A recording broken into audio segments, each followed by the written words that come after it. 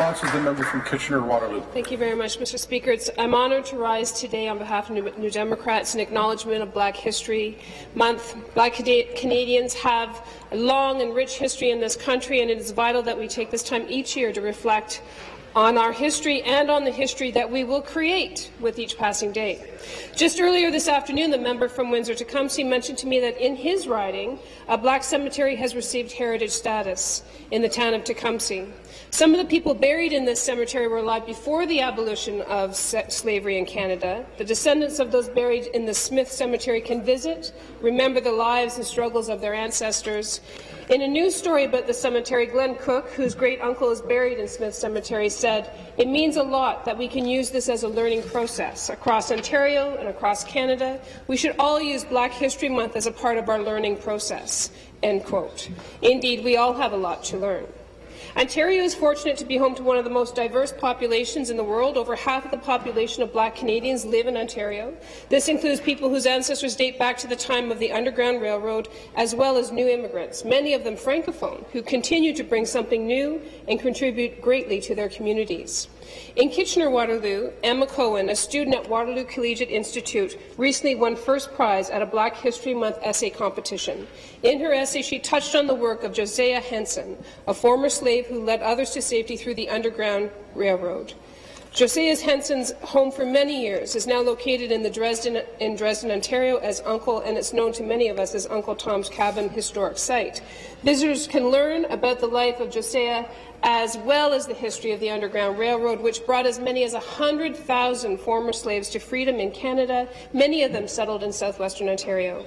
We should, of course, be proud when we look back at the history of the Underground Railroad in Ontario, but we must not forget how much work there is left to be done. We must remember that racism still exists in this province and in this country today, and we are not far removed from the prejudices and the injustices of the past.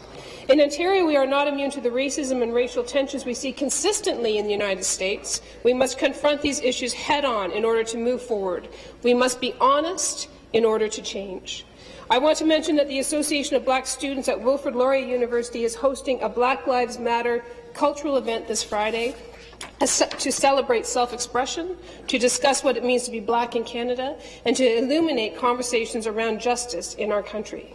In 2008, during the debate on the Emancipation Day Act, the former member from Welland, our dear Peter Cormos, stressed the importance of having difficult conversations about race, about prejudice, about our history, about slavery, and about the ongoing racism in Ontario. And he said, "We reflect upon these things not because we want to weary ourselves with the recollection, but because we want to prepare ourselves for the struggle that continues.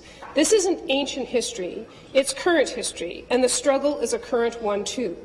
We should heed Mr. Cormos's words in order to move forward as a province and as a country and as a community.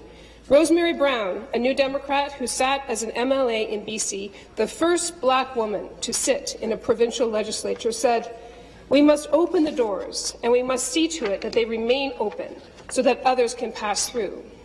So let us use this occasion, yes, to have those courageous conversations, but more importantly, to act on our convictions in order to encourage others to pass through those doors of democracy, of justice, and of equality.